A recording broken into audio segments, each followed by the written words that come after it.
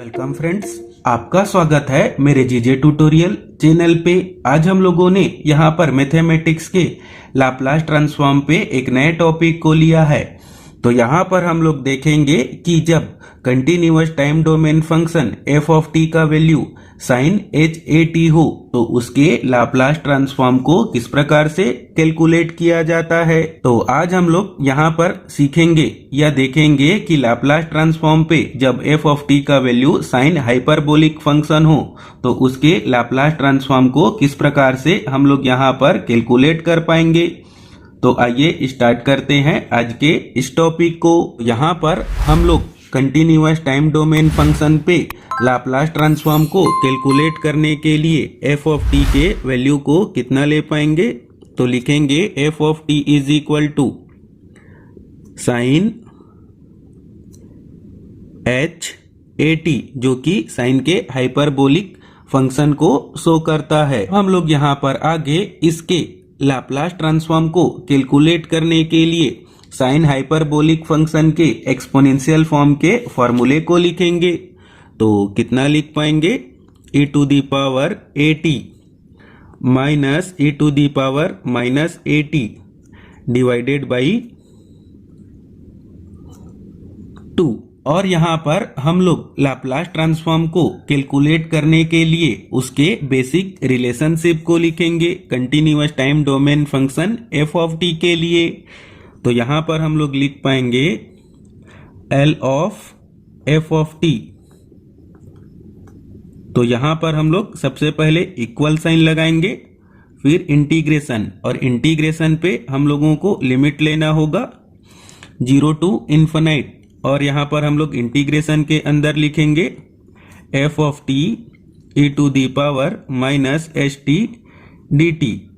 अब हम लोग यहाँ पर आगे साइन एच ए टी के लाप्लास ट्रांसफॉर्म को कैलकुलेट करने के लिए इस एफ ऑफ टी के जगह साइन एच ए टी के एक्सपोनेंशियल रिलेशनशिप को यहाँ पर पुट करना होगा। तो यहाँ पर अब हम लोग लिख पाएंगे L of sine H A T. और अब हम लोग इस एफ ऑफ टी के जगह पूरे इस वैल्यू को पुट करेंगे। तो पहले इंटीग्रेशन का साइन जिसपे हम लोगों को लिमिट लेना है 0 टू इन्फिनाइट। अब हम लोग एफ ऑफ टी के जगह पूरे इस वैल्यू को पुट करेंगे। तो लिखेंगे e to the power A T minus e to the power minus A T divided by 2। और इसके साथ हम लोगों को मल्टीप्लाई करना है e to the power minus H T D T को। अब हम लोग यहाँ पर आगे इस वाले टर्म को सिंप्लीफाई करके लिखेंगे। तो इस 2 को इंटीग्रेशन से बाहर लिखेंगे तो कितना हो जाएगा 1/2। और यहाँ पर हम लोग अब इंटीग्रेशन के साइन को बनाएंगे जिसपे हम लोगों को लिमिट लेना होगा 0 टू इन्फिनाइट। और जब हम लोग e to the power A T और e to the power minus H T का मल्टीप्लाई करेंगे तो कितना हो जाएगा s माइनस ए टी डी टी। फिर अब हम लोग आगे माइनस साइन लगाएंगे। यहाँ पर भी हम लोगों को इंटीग्रेशन के बाहर क्या लिखना होगा 1/2। फिर इंटीग्रेशन का साइन जिसपे हम लोगों को लिमिट लेना होगा 0 टू इन्फिनाइट। और जब हम लोग e to the power minus A T और e to the power minus H T को मल्टीप्लाई करेंगे तो कितना हो जाएगा माइनस एस प्लस ए टी डी टी। अब हम लोग यहाँ पर आगे इंटीग्रेट करेंगे तो पहले 1/2 को लिखेंगे। और जब हम लोग e to the power minus S minus A T को dt के रिस्पेक्ट पे इंटीग्रेट करेंगे तो हम लोगों को कितना मिलेगा। तो न्यूमरेटर पे हम लोग लिखेंगे e to the power minus S minus A T और डिनोमिनेटर पे हम लोगों को कितना मिलेगा माइनस एस माइनस ए। और यहाँ पर हम लोगों को लिमिट लिखना होगा 0 टू इन्फिनाइट। फिर अब हम लोग इस वाले पोर्शन का भी ऐसे ही इंटीग्रेशन करेंगे। तो पहले हम लोग लिखेंगे 1/2 को और यहाँ पर भी हम लोगों को इंटीग्रेशन करेंगे तो न्यूमरेटर पे कितना मिलेगा e to the power minus S plus A T और डिनोमिनेटर पर कितना मिलेगा माइनस एस प्लस ए। और इस पर भी हम लोगों को इंटीग्रेशन का लिमिट लेना होगा 0 टू इन्फिनाइट। अब हम लोग यहाँ पर आगे यहाँ पे लिमिट पुट करेंगे। तो पहले हम लोग लिखेंगे 1/2 को, और जब हम लोग t के जगह क्या पुट करेंगे, इन्फिनाइट, तो इस वाले टर्म का इन्फिनाइट के साथ मल्टीप्लाई होके कितना हो जाएगा, e⁻∞। और जब हम लोग t के जगह 0 पुट करेंगे तो जो भी टर्म t के साथ रहेगा वो भी क्या हो जाएगा, मल्टीप्लाई होके 0। और हम लोगों को डिनोमिनेटर को एज इट इज वैसे का वैसा ही लिखना होगा, जो कि कितना है, -s-a। अब हम लोग इस साइड पर भी लिमिट पुट करेंगे, और जब हम लोग t के जगह इन्फिनाइट पुट करेंगे तो t के साथ जो भी पूरा टर्म मल्टीप्लाई रहेगा वो भी इन्फिनाइट हो जाएगा। तो यहाँ पर हम लोग लिखेंगे e⁻∞, और जब हम लोग t के जगह 0 पुट करेंगे तो पूरा टर्म क्या हो जाएगा, e के पावर में 0, और डिनोमिनेटर को एज इट इज लिखेंगे तो कितना हो जाएगा, -s+a। और जैसा कि हम लोग जानते हैं कि e⁻∞ क्या होता है, 0, और e⁻0 क्या होता है, 1। और हम लोगों को यहाँ पर डिनोमिनेटर को एज इट इज वैसा का वैसा ही लिखना होगा।